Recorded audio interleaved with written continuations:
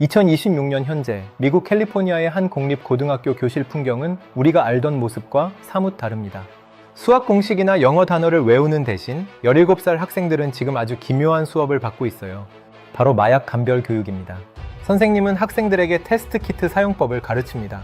친구가 파티에서 준 알약 혹은 소셜 미디어로 구한 약을 먹기 전에 펜타닐이 섞였는지 직접 확인하라는 거죠. 10대 아이들에게 이런 생존 기술을 가르쳐야만 하는 나라가 지금의 미국입니다. 캘리포니아의 한 장례식장으로 가보겠습니다. 핑크색 관 안에 17살 소녀가 누워 있습니다. 이 소녀는 마약 중독자가 아니었어요. 그저 기말고사를 앞두고 잠이 오지 않아 고민하던 평범한 우등생이었죠.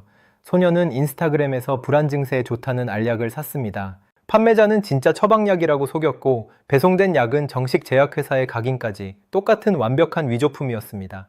소녀는 그 약을 딱 하나를 먹고 잠들었습니다. 그리고 다시는 깨어나지 못했습니다. 그 알약 안에는 소금 2세 알갱이 분량의 펜타닐이 들어있었습니다. 눈에 보이지도 않을 만큼 작은 그 양이 꽃다운 소녀의 호흡을 영원히 멈추게 한 겁니다. 이런 비극이 미국 전역에서 매일같이 벌어지고 있습니다. 대학 기숙사에서, 교회 주택가에서, 사무실 화장실에서 희생자들은 대부분 펜타닐을 찾은 게 아니에요. 진짜 약인 줄 알고 산 가짜에 당한 겁니다. 이 죽음의 행렬 뒤에는 국경 너머의 거대한 그림자가 있습니다.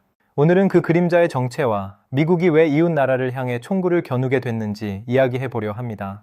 본격적으로 들어가기 전에 먼저 이 질문에 답해야 합니다. 도대체 펜타닐이 뭐길래 이 난리인가? 펜타닐은 원래 1960년에 벨기에의 한 박사가 만든 의료용 진통제입니다. 암 환자처럼 극심한 통증을 겪는 사람들을 위해 개발됐죠. 그 위력이 어느 정도냐 하면 모르핀의 100배, 헤로인의 50배에 달합니다. 이게 우리 몸에서 어떻게 작동하는지 설명해 드릴게요. 우리 뇌에는 고통을 조절하는 수용체가 있습니다. 펜타닐이 몸에 들어오면 이 수용체에 자석처럼 착 달라붙어요. 그 순간 뇌는 고통을 완전히 잊어버리고 평생 느껴본 적 없는 엄청난 쾌락을 경험하게 됩니다. 도파민이 폭발하면서 온몸이 따뜻한 솜털로 감싸이는 듯한 느낌이라고 해요. 문제는 이 천국 같은 경험을 한 번이라도 맛보면 뇌가 그걸 절대 잊지 못한다는 겁니다.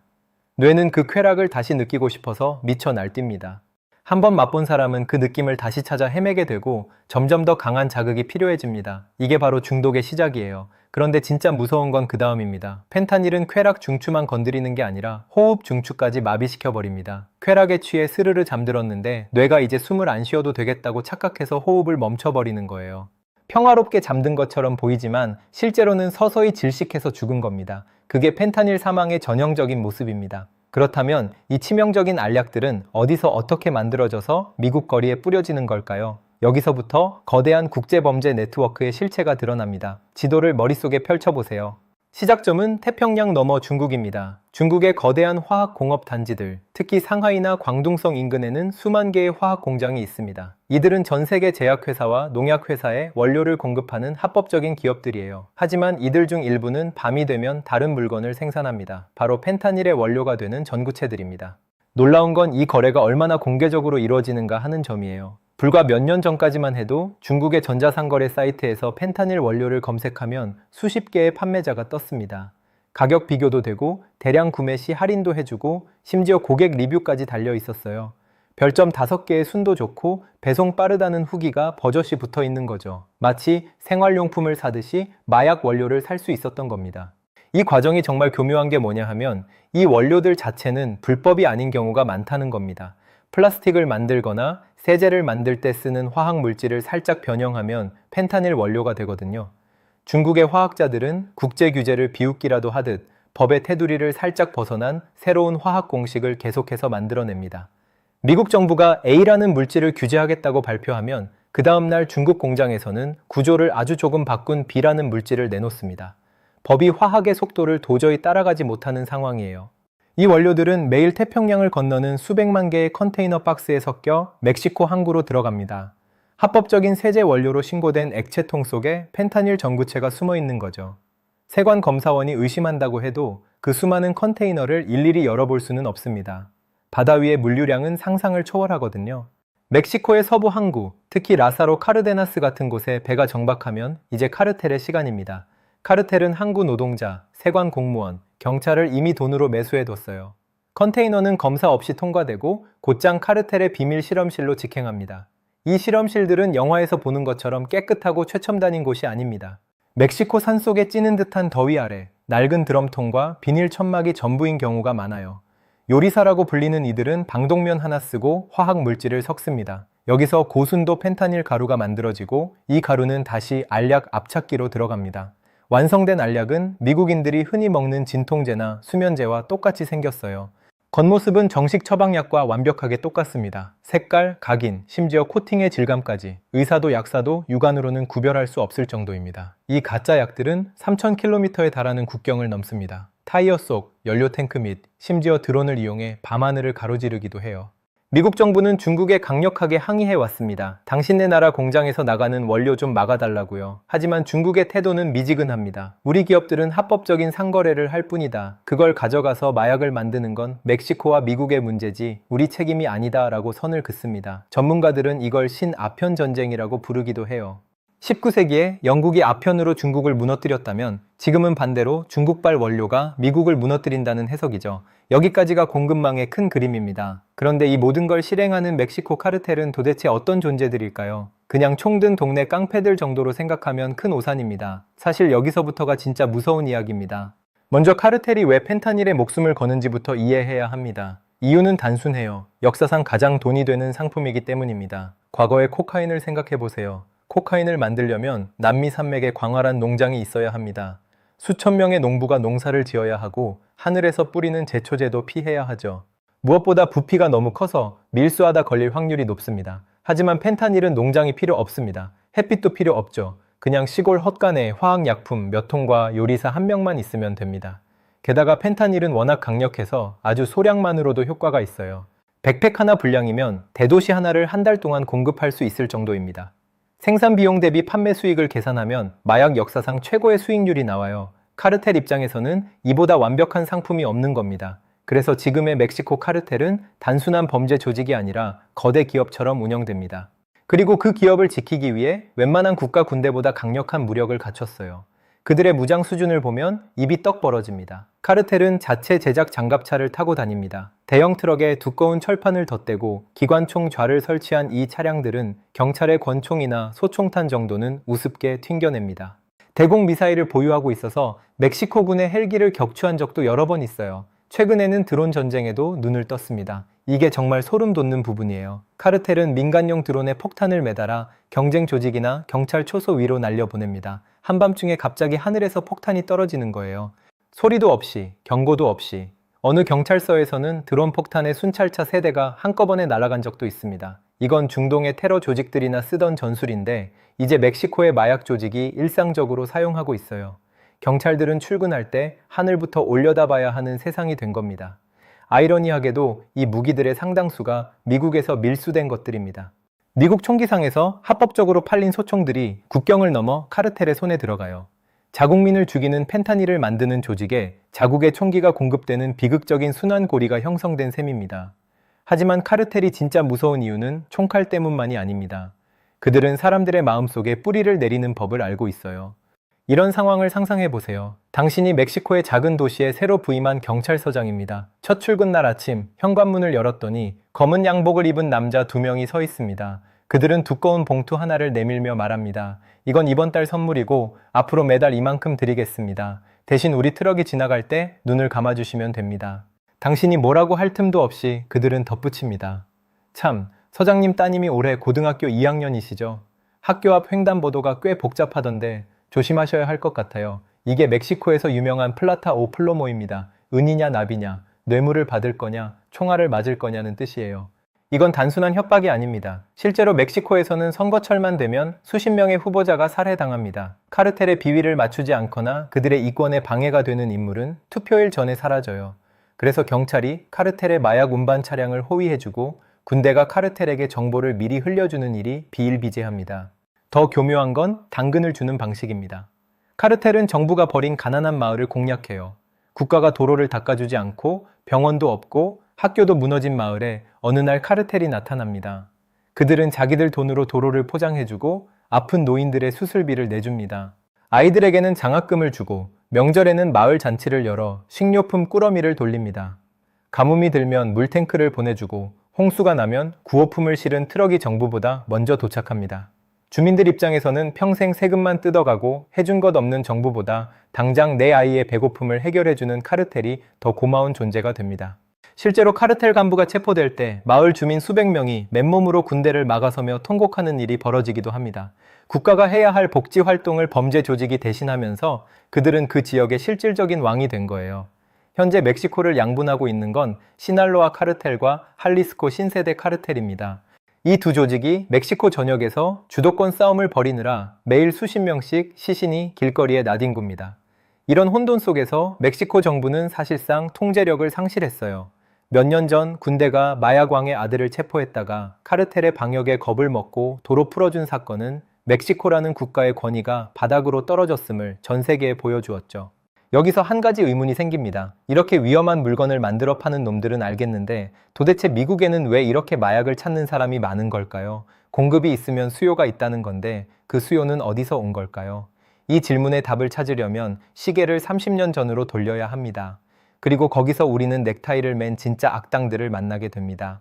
1990년대 중반 미국의 거대 제약회사들은 새로운 마약성 진통제를 출시했습니다. 그리고 의사들에게 대대적인 로비를 펼쳤어요. 이 약은 중독성이 거의 없으니 안심하고 처방하라고 거짓말을 한 겁니다. 화려한 학회 발표와 논문, 의사들을 위한 고급 리조트 세미나, 그리고 처방 전 한 장당 지급되는 리베이트까지. 의사들은 이 말을 믿었습니다. 아니, 믿고 싶었을지도 모릅니다. 허리가 아픈 목수에게, 무릎이 쑤시는 노인에게, 출산 후 통증을 호소하는 산모에게 이 약이 처방됐습니다. 결과는 참혹했습니다. 평범한 시민들이 순식간에 마약 중독자가 되어버린 거예요.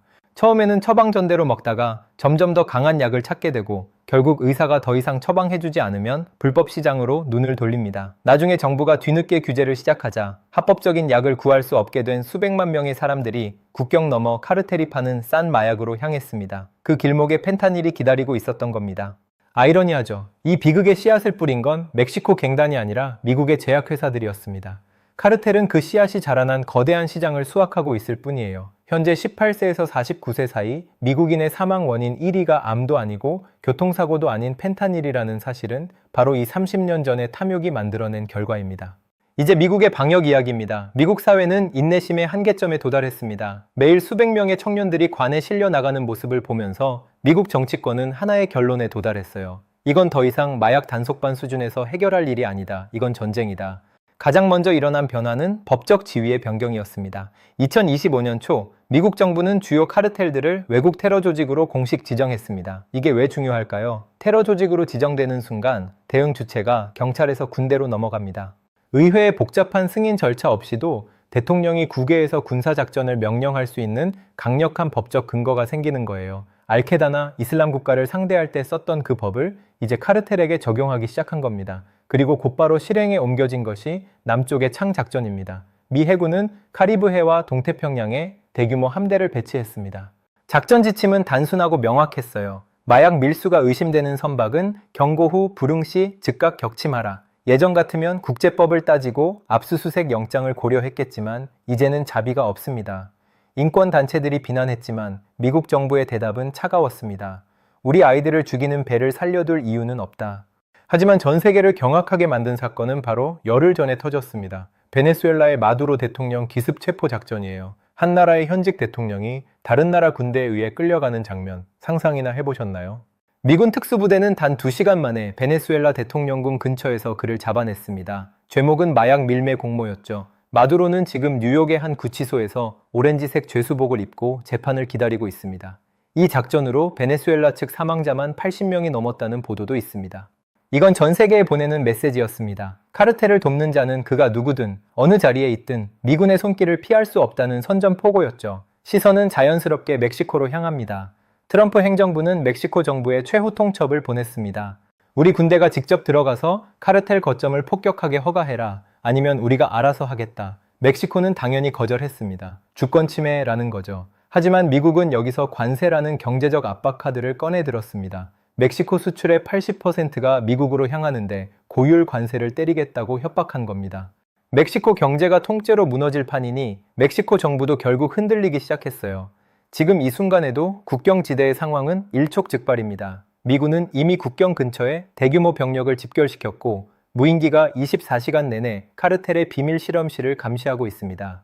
실제로 최근 몇몇 실험실이 원인 모를 폭발로 파괴되는 사건이 잇따르고 있어요. 공식적으로는 카르텔 간의 교전이라고 발표되지만 전문가들은 미군 정밀 유도탄의 소행으로 보고 있습니다. 소리 없는 폭격이 이미 시작된 겁니다. 그런데 여기서 냉정하게 생각해 봐야 할 점이 있습니다. 과연 미사일로 카르텔을 쓸어버린다고 해서 펜타닐 문제가 끝날까요? 역사를 돌아봅시다. 2000년대 초반에 미국은 콜롬비아 카르텔을 괴멸시킨 적이 있어요. 수십억 달러를 쏟아붓고 특수부대를 투입하고 마약왕들을 하나씩 제거했습니다. 그때 세상이 깨끗해졌나요? 아니요. 그 주도권이 멕시코 카르텔로 넘어갔을 뿐입니다. 풍선의 한쪽을 누르면 다른 쪽이 불룩 튀어나오는 것처럼요. 만약 미군이 지금 멕시코 카르텔을 무너뜨리면 어떻게 될까요? 아마 에콰도르, 브라질 혹은 이름도 들어보지 못한 제3의 조직들이 그 빈자리를 차지하기 위해 더 잔인한 싸움을 벌일 겁니다. 왜 그럴까요? 답은 간단합니다. 사는 사람이 그대로이기 때문이에요. 수요가 있으면 공급은 반드시 생깁니다. 펜타닐은 중독성이 너무나 강력해서 중독자들에게는 밥이나 물보다 더 절실한 생존의 문제가 됩니다. 공급을 억제해서 가격을 올리면 오히려 범죄가 늘어나는 역설적인 상황이 벌어져요. 약값을 마련하려고 강도짓을 하는 사람들이 생기는 거죠. 또 하나 고민해야 할 지점이 있습니다. 미군이 멕시코 영토 안에서 대규모 작전을 펼쳐서 카르텔 수뇌부를 제거한다고 칩시다. 그 과정에서 필연적으로 발생하는 민간인 피해와 국가 시스템의 마비는 어떻게 될까요? 멕시코가 무정부 상태에 빠지면 지금보다 수십 배 더 많은 난민이 미국 국경으로 몰려들 겁니다. 마약을 막으려다 더 큰 혼란을 불러올 수 있다는 뜻이에요. 그렇다면 진짜 해결책은 뭘까요? 흥미롭게도 지구 반대편에서 힌트를 찾을 수 있습니다. 포르투갈이라는 나라가 있어요. 2001년에 포르투갈은 모든 마약의 개인 소지를 비범죄화했습니다. 마약을 한 사람을 감옥에 보내는 대신 치료 프로그램에 연결해 준 거예요. 결과가 어땠을까요? 마약 관련 사망자가 급감했고 HIV 감염률도 뚝 떨어졌습니다. 중독자를 범죄자가 아닌 환자로 본 거죠. 미국에서도 비슷한 조짐이 보입니다. 최근 미국 내 10대들의 펜타닐 사망률이 처음으로 하락세로 돌아섰어요. 이건 미사일 덕분이 아닙니다. 철저한 예방 교육 덕분입니다. 마약은 나빠요 같은 뻔한 소리가 아니라 네가 파티에서 먹는 그 푸른색 알약이 사실은 치사량의 독약일 수 있다는 구체적인 경고를 심어준 것이 효과를 본 겁니다. 처음에 말씀드렸던 그 캘리포니아 교실의 수업처럼요. 결국 이 문제의 진짜 승부처는 멕시코의 산속이 아니라 미국의 교실과 가정에 있습니다.